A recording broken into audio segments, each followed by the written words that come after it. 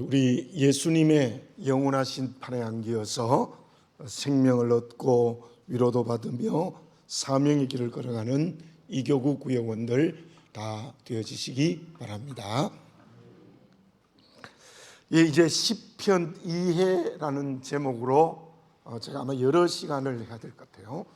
시편 전체가 어떤 구조로 되어 있고 주제는 무엇인지 또 메시지가 뭔지 정말 다양하게 우리 시편 2회라는 제목으로 아마 몇 시간이 될지 모르겠습니다. 하고 그 다음에 1편부터 강해를 하도록 하겠습니다. 자, 우선 시편을 전체적으로 볼 때에 가장 먼저 이해해야 될 것이 무엇이냐 하면은 시편은 찬양이죠. 시편이 찬양입니다. 오늘은 전체적 이해입니다. 전체적 이해인데 이 시편이 찬양인데 무엇이 찬양으로 나타난 것입니까? 실제로 우리가 시편을 찬양으로 만들어서 많이 불러요. 부르는데 시편이 무엇이 찬양으로 나타난 것인가? 첫째로 우리가 시편 전체를 알아야 될 것은 말씀이 찬양이 된 거다. 시편은 하나님의 말씀이 찬양으로 나타난 것이다. 그렇게 말할 수 있습니다. 그리고 두 번째로는 구약 성경을 크게 나누면 한 네 부분으로 나눌 수 있어요. 히브리 성경은 세 부분으로 나눕니다만은 우리가 쉽게 설명하면 네 부분으로 나눌 수 있다. 첫째는 율법서, 창세기, 출애굽기, 민수기, 신명기, 율법서, 역사서 있죠. 역사서, 열왕기상하, 역대상하, 여호수아부터 쭉 역사서가 있고 또 우리가 잘 아는 예언서가 있습니다. 이사야, 예레미야, 에스겔, 다니엘, 호세아, 요엘, 아모스, 오바다, 요나, 미가, 나훔, 하박국, 스바냐, 학개서, 가레, 말라기까지 이렇게 16권. 그 중간에 예레미야, 애가가 있습니다. 그래서 그게 예언서. 그다음에 욥, 시편, 잠언, 전도, 아가서가 지혜문학이에요. 지혜서, 지혜문학. 그래서 다 설명드릴 수 없고 이 시편도 마치 잠언처럼 전도서처럼 그리스도인의 지혜를 가르쳐주고 있다. 어떻게 사는 것이 그리스도인의 지혜인가를 가르쳐주는 것이 바로 우리 시편이다. 그렇게 이해를 하셔야 되고 또 하나는 제가 몇 번 말씀드렸습니다마는 찬양은 그리스도인들이 불러야 될 영원한 노래입니다. 영원히 부를 노래입니다. 제가 말씀드렸는데요. 천국에 가면 설교가 있을까요? 없을까요? 없어요. 기도는 물론 있습니다. 기도는 여기서 드린 기도가 올라가 있지 천국 가서는 기도가 필요 없습니다. 천국 가서는 다 없어요. 예배 형식은. 헌금 있을까요? 네, 없어요. 그러나 천국에 무엇은 지금 우리가 예배 중에 하는 게 있습니까? 찬양. 찬양은 영원히 우리 요한계시록 공부했잖아요. 천사들이 찬양하고 14만 4천 명이 찬양하고 또 24장로들이 찬양. 천국은 성도들의 찬양을 계속 부르는 거예요. 그래서 찬양은 그리스도인의 영원한 노래. 그래서 물론 우리 회중 찬양하는 것도 너무나도 하나님께 감사하지만 찬양대를 하는 것은 진짜 축복이에요. 물론 교사들이 더 낫다는 것이 아니라 교사들도 가르치는 게 얼마나 중요합니까? 중요한데 정말 이 찬양은 축복이에요. 이 찬양대가요 경건의 훈련 없이 하면 안 돼요. 정말 경건의 훈련 없이 내 자랑하고 잘하는 거 보이려고 이렇게 하면 안 되죠. 말만 기도할 때 찬양은 누구께 영광? 오직 하나님께 영광을 돌려야 해놓고 내가 잘합니다. 안 되죠. 그래서 이 시편이 찬양인데요. 이 찬양은 정말 하나님께 영광을 돌리는 그리스도인들이 불러야 될 영원한 노래다. 그렇게 전체적으로 우리가 이해를 하셔야 돼요. 말씀이 찬양이 된 거다. 이건 좀 더 설명할 겁니다. 지혜문학의 성향을 가지고 있다. 또 그리스도인들이 불러야 될 영원한 노래. 하나님께 영광을 돌리는 영원한 노래이다. 그렇게 이해를 할 수 있습니다. 자, 그러면서 이게 제가 처음에 여러분에게 말씀드리고 싶은 것은 말씀이 찬양으로 나타났다. 하나님의 말씀이. 그걸 이렇게 다르게 한번 바꿔보겠습니다. 하나님의 계시에 대한 응답. 예, 이 시편은 하나님의 계시에 대한 응답이다. 자, 한번 보세요. 여러분들, 계시가 뭡니까? 계시가. 계시 그 뜻 자체가 뭐죠? 비밀이 드러나는 겁니다. 비밀이 드러나는 거. 제가 말씀드렸어요. 커튼으로 이렇게 감추어져 있던 것이 커튼이 쫙 열려져서 안에 보이는 것. 보따리가 이렇게 딱 묶여서 안에 무엇인지 모르는데 그게 딱 풀려지는, 이 매듭이 풀려져서 보따리 안에가 보여지는 게 계시. 하나님의 계시니까, 하나님의 계시는 무엇입니까? 하나님의 비밀이 보여지는 것. 하나님의 비밀이 드러난 것. 요한계시록, 사도 요한이 마지막 때에 되어질 하나님의 비밀을 봤죠. 그걸 기록한 거예요. 그렇다면 하나님의 계시는 결국 우리에게는 무엇이 하나님의 계시입니까? 말씀이죠. 말씀. 요한계시록만이 아니고 창세기부터 계시록까지 모두가 다 하나님의 계시예요. 제가 첫 번째 얘기한 것과 통하죠. 하나님이 주신 계시, 이걸 또 다른 말로 하면 말씀, 하나님의 계시는 무엇이냐면 하나님의 은혜를 통해, 하나님 은혜. 하나님 주도적으로 주시는 거예요. 하나님이 은혜로 주시는 거예요. 말씀이 하나님의 은혜예요. 계시가 하나님의 은혜예요. 그걸 우리가 시편 30편 11절 12절을 같이 한번 읽어보겠습니다. 시작. 주께서 나의 슬픔이 변하여 내게 춤이 되게 하시며 나의 베옷을 벗기고 기쁨으로 띠띠우셨나이다. 이는 잠잠하지 아니하고 내 영광으로 주를 찬송하게 하심이니 여호와 나의 하나님이여 내가 주께 영원히 감사하리다. 아멘. 예, 주께서 나의 슬픔이 변하여 내게 춤이 되게 했다. 다윗이 노래한 건데요. 춤이 되게 하시고 나의 베옷을 벗기고 기쁨으로 띄우셨다. 이게 하나님의 은혜예요. 은혜죠. 말씀이라는 은혜가 다윗을 춤추게 했고 다윗에게 베옷을 벗기고 기쁨으로 띠뛰게 했다. 그래서 어떻게 했습니까? 내가 가만히 있을 수 없습니다. 주를 찬송하게 하심이니, 주를 찬송하게 하심이 여호와 나의 하나님이여 내가 주께 영원히 감사하리다. 그러니까 하나님의 계시에 대한 응답, 하나님의 말씀과 은혜에 대한 응답이 시편.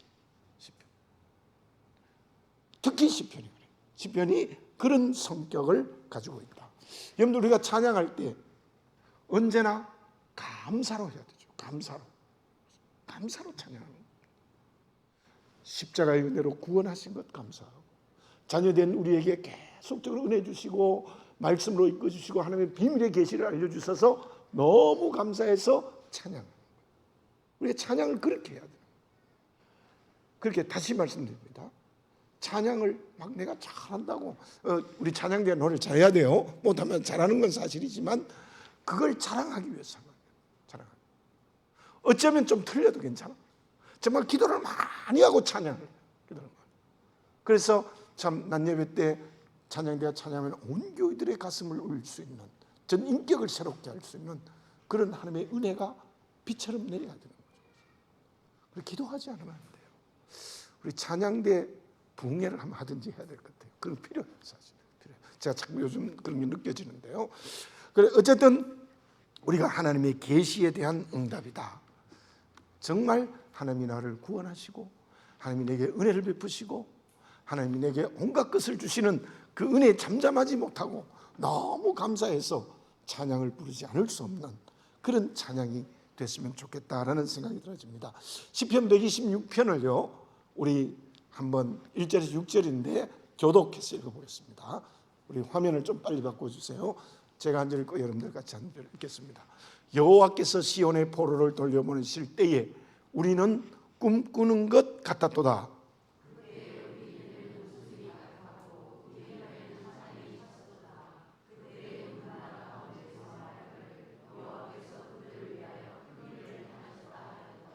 여호와께서 우리를 위하여 큰 일을 행하셨으니 우리는 기쁘도다.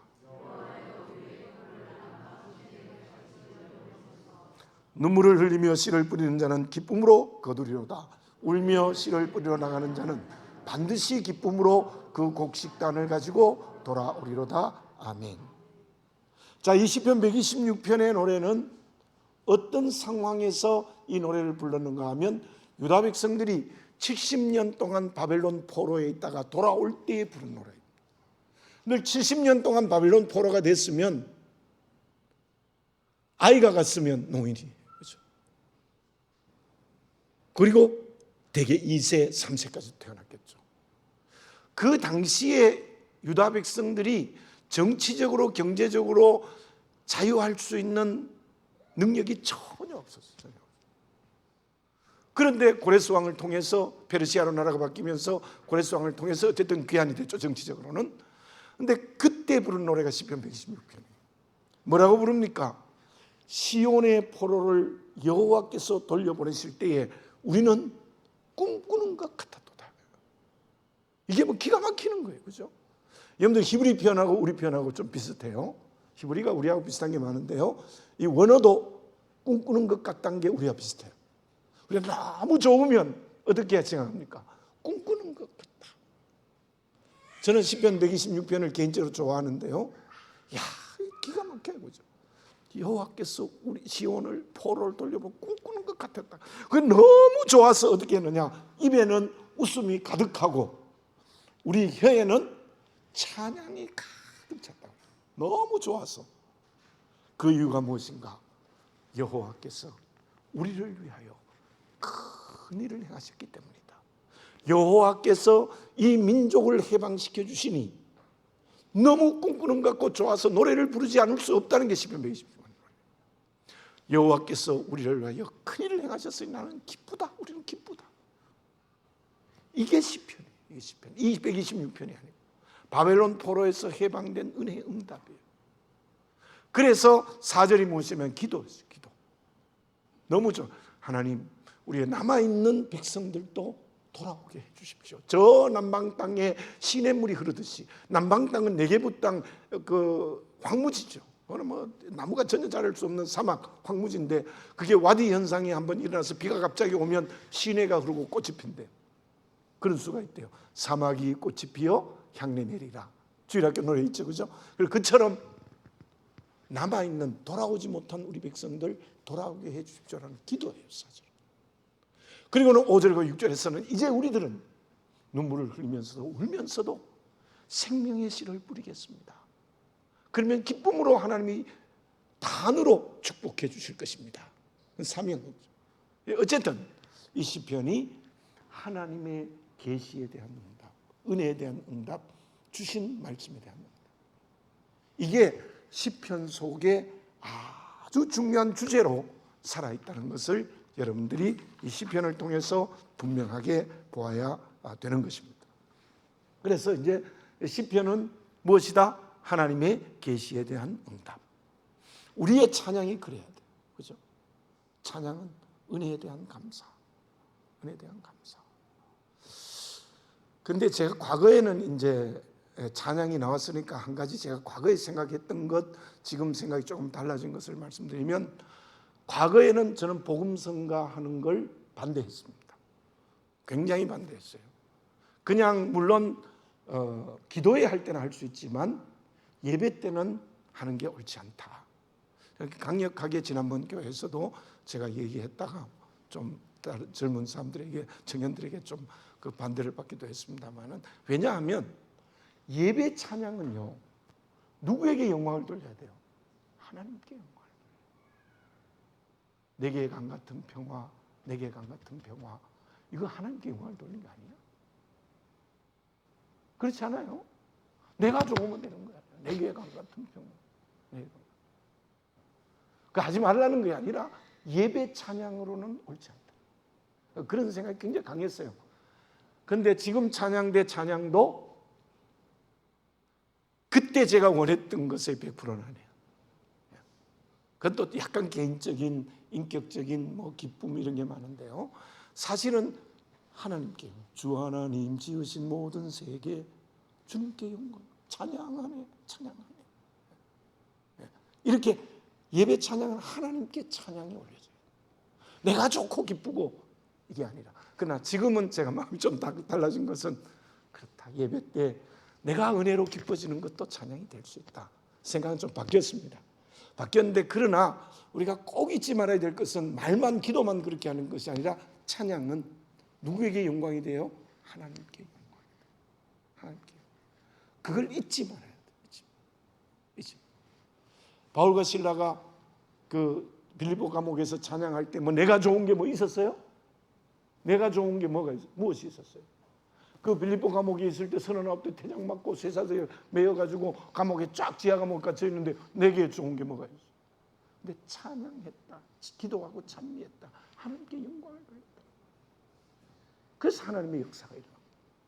그래서 제 생각이 그렇다는 걸 여러분에게 다만 이제는 제가 마음이 좀 많이 바뀌기는 했습니다만은 제가 과거에는 기타 사용하는 것도 제가 반대하고 그랬더랬는데 40대에는 그랬습니다만은 뭐 이제는 제가 다 수용이 되는데 그것도 다 피아노도 뭐 마찬가지라고 봅니다. 피아노도 과거에는 좀 뭐 술집에도 있었고 뭐 그래 있었는데 교회 가져오니까 또 그 거룩하게 쓰여지니까 문제 없다고 생각하는데 다만 그런 생각이 있었다는 걸 알려드리고 다만 찬양은 언제나 하나님께 영광이 돼요. 찬양은 하나님께 영광이 돼요. 굉장히 중요하게 우리가 생각해야 된다. 왜? 하나님의 계시에 대한 응답이기 때문에, 은혜에 대한 응답, 말씀에 대한 응답이기 때문에 감사와 영광이 하나님께 드렸어요. 예배는 드리는 거죠. 물론 받는 것도 있어요. 그런 의미에서 뭐 괜찮은데요. 그러나 엄밀한 의미에서 예배란 말은 드리는 겁니다. 드리는. 그런 의미를 우리가 알고 있어야 되겠습니다. 두 번째 제목을 제목 제가 일부러 다 썼는데요. 저기에 보면은 고대 히브리어 성경에는 그냥 이 제목이 찬양의 책, 우리말로 하면 찬양의 책이었어요. 찬양의 책. 70인역이라고 LXX라고 있는데요. 저 70인역은 언제 만들어졌는가 하면은 이제 이스라엘이 AD 70년에 멸망했잖아요. 나라가 멸망하고 유대인들이 어디로 많이 갔느냐 하면은 지중해 연안의 얌리아 쪽으로 옮겨갔어요.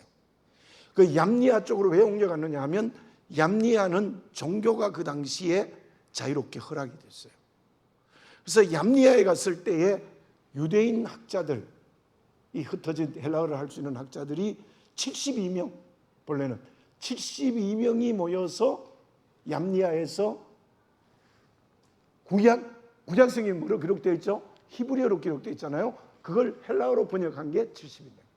72명의 학자들이 얌리아에서 히브리어로 된 성경을 헬라어로 번역한 게, 그게 헬라어 신약에 쓰여진 거잖아요. 그게 LXX 72명인데 70인역이다 이렇게 붙였어요.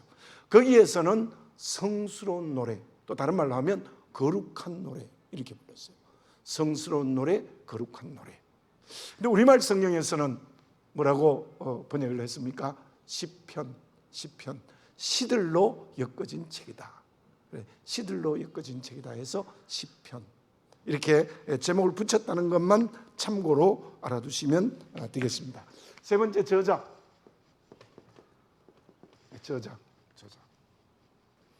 저자는 시편이 전부 몇 편이에요? 150편. 150편.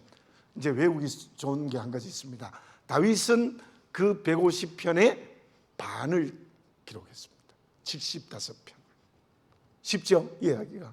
딴 거는 잊어버리시더라도 다윗이 150편 중에 반을, 자기 이름이 기록된 시편은 반을 기록했다 이렇게 보면 되고, 솔로몬이 3편, 고라자손 11편, 아삽도 제가 언제 시간 있으면 좀 말씀드릴게요.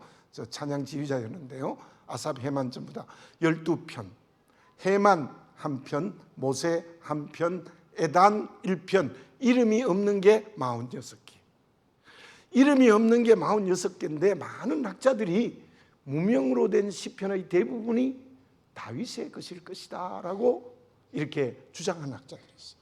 그러나 엄밀하게는 없습니다. 이름이 없기 때문에 무명. 대개 150편이 이런 저자들로 시편이 엮어져 있다 이렇게 이해를 하시면 되겠고요. 그럼 기록연대 이 기록 연대가 중요합니다. 기록 연대는요, 저 이제 기록이 나오니까 모세가 한 기원전 15세기쯤 되거든요.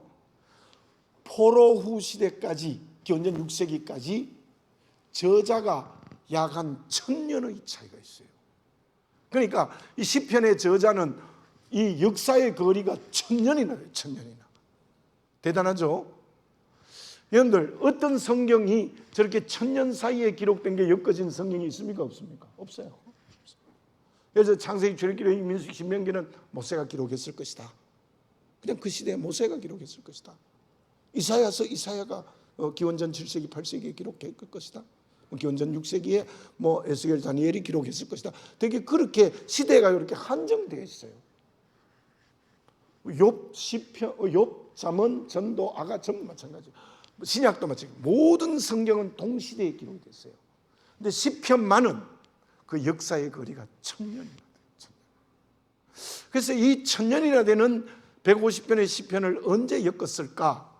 그것은 포로기 이후에 아마 편집되었을 것이다. 그건 모르셨다면 그렇게 아마 짐작을 합니다. 짐작. 그런데 어쨌든 이 시편은 역사의 거리가 1000년이나 돼요. 1000년. 굉장히 역사의 거리가, 시대가 다르겠죠. 그러면 환경도 다르겠죠. 사는 방법도 다르겠죠. 그런데도 시편이라는 하나의 성경으로 딱 기록이 돼요. 그리고 시편은 몇 권으로 되어 있습니까? 여러분, 성경에 다 나와요. 성경에 5권이에요. 5권. 그 5권의 의미도 나중에 말씀드릴게요. 5권인데 1권이 다윗과 솔로몬, 2권이 고라 자손의 시, 3편이 히스기야와 아삽, 4권과 5권은 에스라와 느헤미야 시기. 이렇게 권수의 또 역사적 상황이 달라요.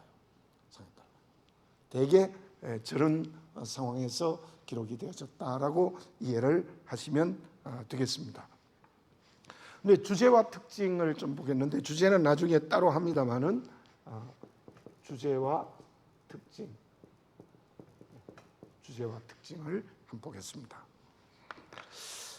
근데 시편은 하나의 주제가 있다고 말하기는 어려워요. 나중에 말씀드리겠습니다만은, 근데 다양한 믿음의 응답이 노래로 나타나는데 분명한 것은 무엇이냐 하면, 제가 한번 여러분이 그렇게 말씀드렸죠. 설교를 할 때 제가 시편을 지난번 집사람 미국 갔을 때 읽으면서 하나님 앞에 선 나를 발견했다, 이렇게 한번 여러분이 설교로 예를 든 적이 있어요. 그죠? 근데 시편의 가장 중요한 주제는 하나님이 주인이다. 하나님이 주인이다. 주인이신 하나님의 은혜, 주인이신 하나님의 역사, 주인이신 하나님의 뜻, 이것이란다. 시편. 근데 시편을 노래한 사람은 전부 하나님 앞에서 노래해요. 누구로요? 하나님 주인으로.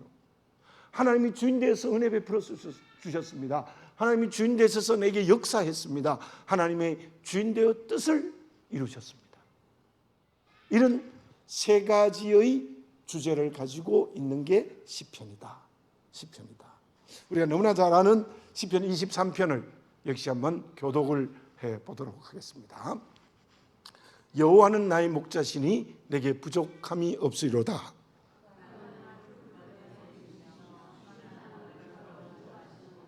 내 영혼을 소생시키시고 자기 이름을 위하여 의의 길로 인도하시는도다.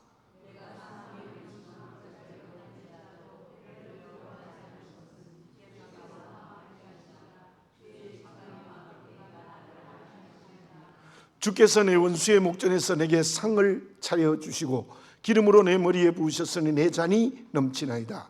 내 평생의 선하심과 인자하심이 반드시 나를 따르리니 내가 여호와의 집에 영원히 살리로다. 아멘. 자, 이 다윗이 이제 노래한 시편 23편을 보면은 시작하는 고백이 뭡니까? 무엇입니까? 여호와는 나의 목자이시니. 무슨 말씀이에요? 여호와께서 내 인생의 주인입니다. 주인이라는 거예요.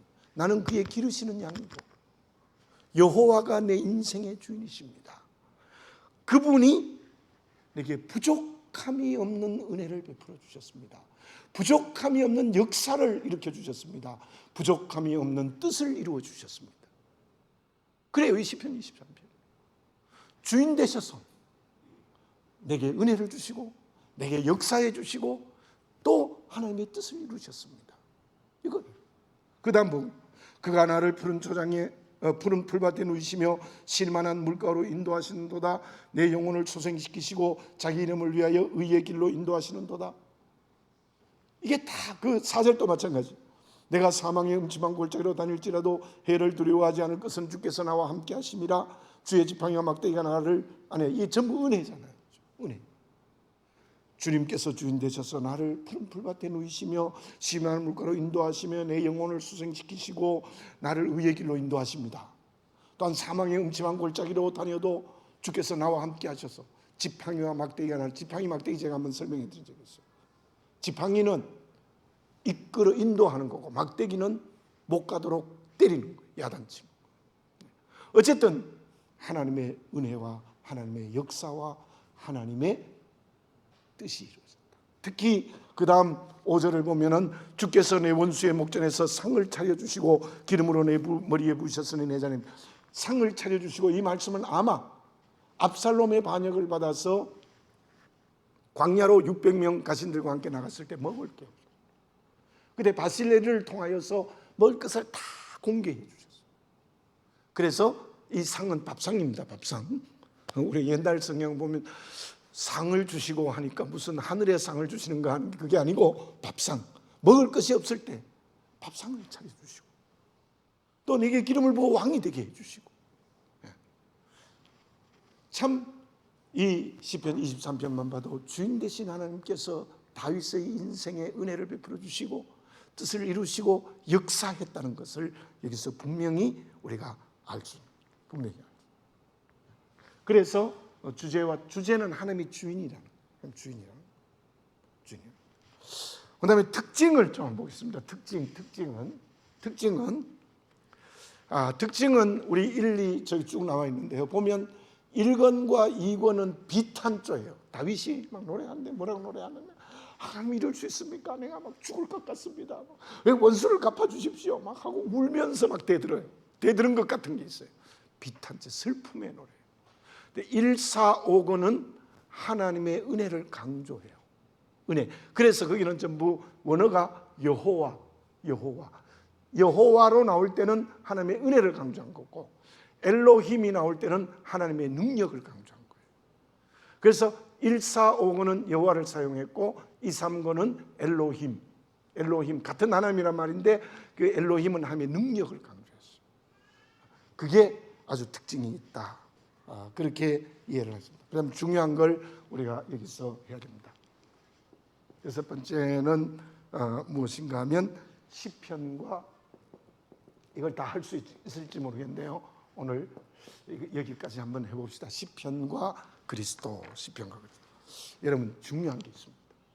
물론 구약 다른 성경도 다 그렇지만 시편에서 발견해야 될 가장 중요한 게 무엇인가 하면 시편에서 예수님을 만나야 돼요. 특히 시편의 주인공은 예수님입니다. 그게 다른 구약 성경보다 두드러지게 나타납니다. 그래서 시편의 중심, 시편의 주인공, 시편의 핵심은 예수님이었어요. 물론 다른 성경 물론 이사야 7장 14절에서 보라 처녀가 잉태하여 아들을 낳을 것이 그 이름이 임마누엘이라 하랴, 이런 거는 마태복음도 인용한 당연히 메시아에 대한 예언이지만, 정말 이 시편을 제가 공부하면서 강하게 느꼈던 것이 시편은 그리스도의 이름으로 가득 차 있어요. 놀랍다. 그 중에 가장 첫 번째로 중요한 것은 메시아에 대한 예언.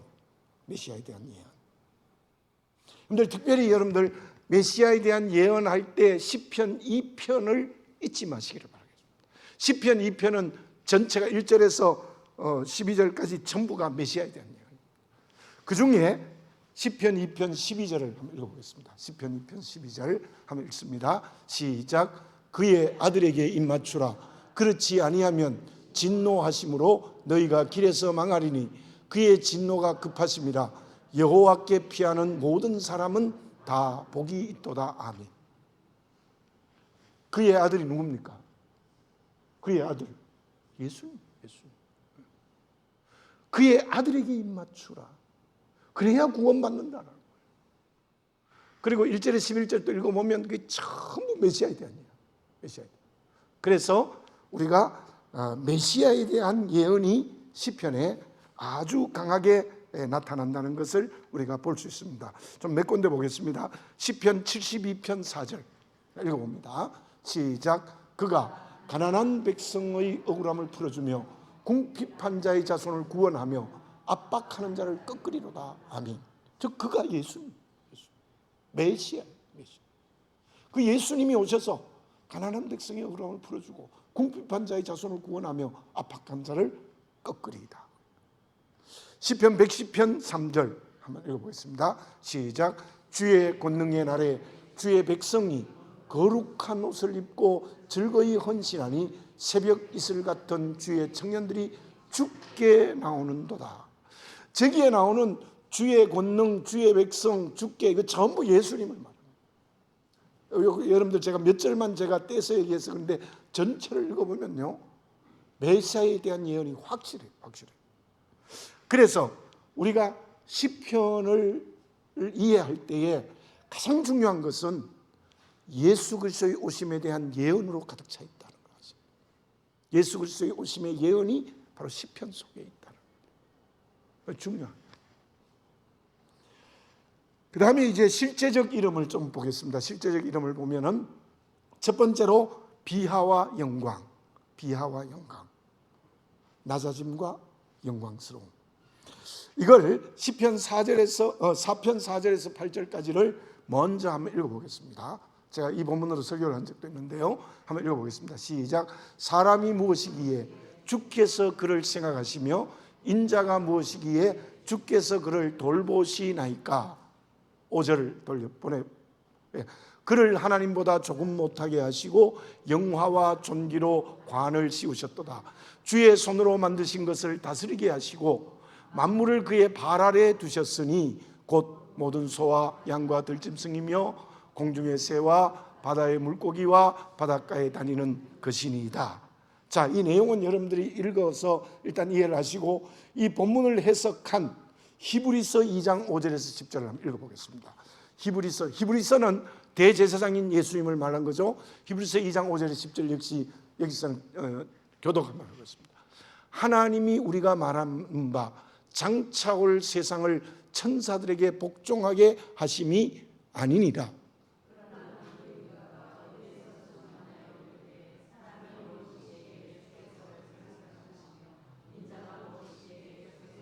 그대로 인정했죠. 7절을 제가 있습니다.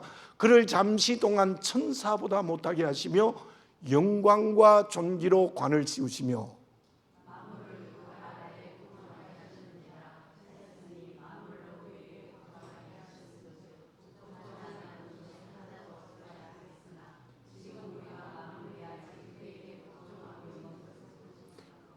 오직 우리가 천사들보다 잠시 동안 못하게 하심을 입은 자, 곧 이제 설명이 나옵니다. 이제 히브리서 기자가 죽음의 고난 받으심으로 말미암아 영광과 존귀로 관을 쓰신 예수를 보니, 딱 해석이 나오죠. 그 말씀을 인용해서 이를 행하심은 하나님의 은혜로 말미암아 모든 사람을 위하여 죽음을 맛보려 하심이라. 10절 같이 한번 읽어봅니다. 그러므로 만물이 그를 위하고 또한 그로 말미암은 이가 많은 아들들을 이끌어 영광에 들어가게 하시는 일에 그들의 구원의 창시자를 고난을 통하여 온전하게 하심이 합당하도다. 아멘.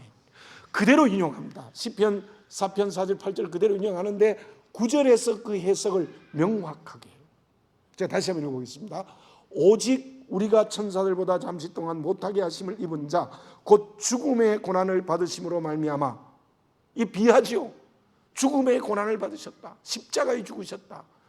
가장 낮아지셨죠. 그런데 그분이 영광과 존귀로 관을 쓰신 예수를 보니 이를 행하심은 하나님의 은혜로 말미암아 모든 사람을 위하여 죽음을 맛보려 하심이라. 이 시편 4편 4절에서 8절을 읽으면 정확하게 모르는데 이 말씀을 히브리서 기자가 해석한 것을 보면 예수님의 십자가의 죽으심의 귀하와 그분이 하나님으로서 영광과 존귀를 힘입어서 만물을 다스리는 분이라는 것을 명확하게 해석하는 것을 볼 수 있다는 겁니다.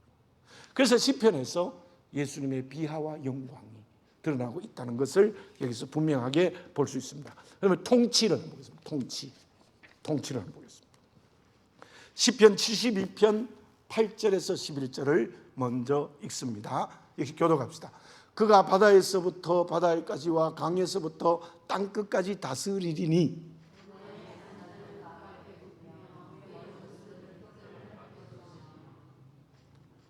다시스와 섬의 왕들이 조공을 바치며 스바와 시바 왕들이 예물을 드리리로다. 모든 왕이 그의 앞에 부복하며 모든 민족이 다 그를 섬기리로다. 자, 이 말씀 자체 안에서도 메시아의 통치를 볼 수 있습니다. 메시아 통치.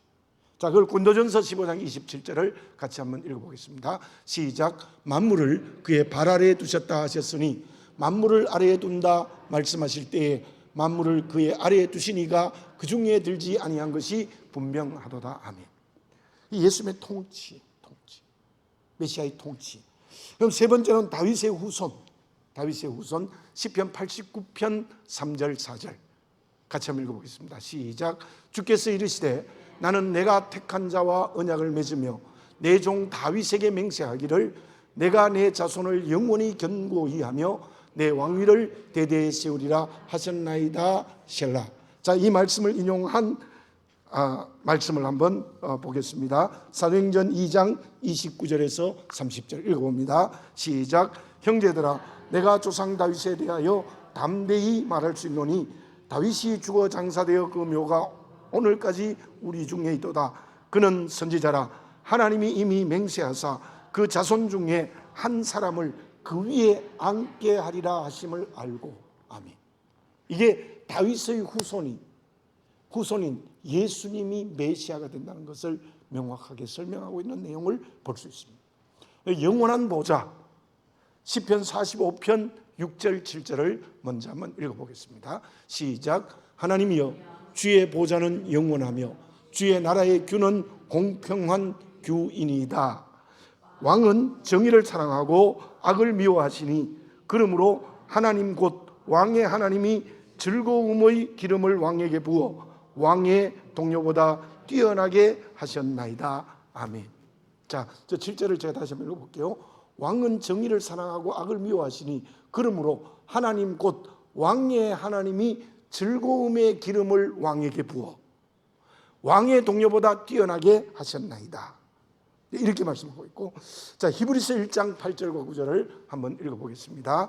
인용한 말씀입니다. 시작. 아들에 관하여는 하나님이여 주의 보좌는 영영하며 주의 나라의 규는 공평한 규이니이다. 주께서 그를 사랑하시고 불법을 미워하셨으니 그러므로 하나님 곧 주의 하나님이 즐거움의 기름을 주께 부어 주의 동료들보다 뛰어나게 하셨도다 하였고. 아멘. 하나님이 예수님에게 기름 부어 메시아가 되게 했다. 그분은 영원한 보좌에 있는 영원히 살아계시는 분이다. 그걸 우리가 시편과 히브리서 해석에서 설명하고 있다는 것을 우리가 분명히 볼 수 있습니다. 영존 한번 영존 시편 102편 25절에서 27절 자, 한번 같이 한번 읽어보겠습니다. 시작. 주께서 옛적에 땅의 기초를 놓으셨사오며 하늘도 주의 손으로 지으신 바니이다. 천지는 없어지려니와 주는 영존하시겠고 그것들은 다 옷같이 낡으리니 의복같이 바꾸시면 바뀌려니와 주는 한결같으시고 주의 연대는 무궁하리이다. 이게 주 다 예수님을 말하는 건데 예수님은 영존하시겠고 그대로 나와 있습니다. 이 말씀을 히브리서 1장 10절에 12절에서 이렇게 인용합니다. 한번 읽어보겠습니다. 시작. 또 주여 태초에 주께서 땅에 기초를 두셨으며 하늘도 주의 손으로 지으신 바라. 그것들을 멸망할 것이나 오직 주는 영존할 것이요 그것들은 다 옷과 같이 낡아지리니 의복처럼 갈아입을 것이요 그것들은 옷과 같이 변할 것이나 주는 여전하며 연대가 다함이 없으리라 하였으나. 자, 이 말씀이 바로 그대로 예수님은 메시아로서 영원히 존재하시는 분이다. 이게 시편에 나와 있다는 거예요. 그 다음에 순환은 뭐 우리가 잘 아는 말씀인데요. 시편 22편 1절을 한번 읽어보겠습니다. 시작. 내 하나님이여 내 하나님이여 어찌 나를 버리셨나이까? 어찌 나를 멀리하여 돕지 아니하시오며 내 신음소리를 듣지 아니하시나이까? 아시겠죠? 이 말씀은 언제 하셨던지 읽어보겠습니다. 마태복음 27장 46절 시작. 제9시쯤에 예수께서 크게 소리질러 이르시되 엘리 엘리 라마 사박다나 하시니 이는 곧 나의 하나님 나의 하나님 어찌하여 나를 버리셨나이까 하는 뜻이라. 아멘. 바로 예수님이 십자가에서 부르짖었던 말씀은 시편 22편 1절의 말씀을 그대로 부활. 네, 시편 16편 10절 한번 같이 먼저 읽어보겠습니다. 시작. 이는 주께서 다시 시작. 이는 주께서 내 영혼을 수월해 버리지 아니하시며 주의 거룩한 자를 멸망시키지 않으실 것임이니이다. 이 부활을 이제 암시하고 있는 거예요. 사도행전 13장 35절 또 이 말씀을 인용한 말씀입니다. 읽어보겠습니다. 또 다른 시편에 일렀으되 주의 거룩한 자로 썩음을 당하지 않게 하시리라 하셨느니라. 아멘. 예수의 부활.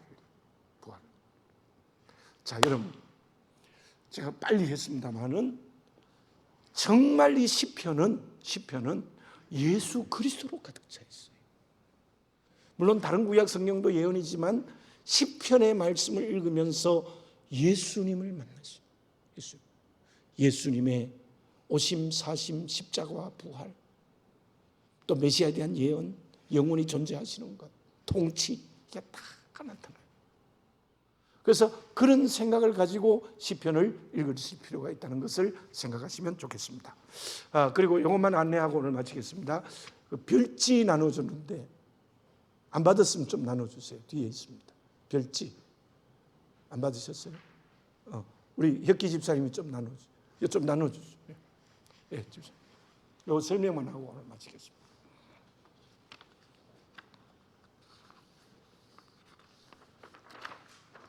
예, 이 시편의 유형이라고요. 이걸 좀 상세히 했으면 좋겠는데요. 이거 하려면 몇 시간이 걸려요. 다 할 수 없어서 여러분에게 나누어 드리니까 이걸 집에 가서 좀 읽어보십시오. 이거 다 읽자 그러면 시간 많이 걸리는데요. 다만 시편의 유형이라고 나왔어요. 유형. 시편이 어떤 유형을 가지고 있느냐를 여기서 말하고 있는. 처음에는 뭐예요? 감사와 경배. 이게 참 많습니다. 그죠? 다 나누어 설명해요. 찬양, 비탄, 간구와 찬양, 회개, 저주, 메시아, 지혜, 왕.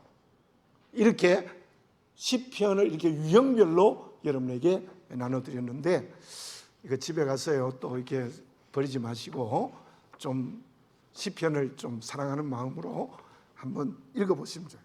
한 편씩이라도 좀 읽어봤으면 좋겠어요. 한 편씩이라도 쭉 나오는데 한 편씩 읽어보면 이게 감사와 경배구나, 이게 찬양이구나, 비탄이구나, 기도이구나, 회개이구나, 저주이구나, 메시아구나, 지혜구나, 왕이구나, 이렇게 알 수 있어요.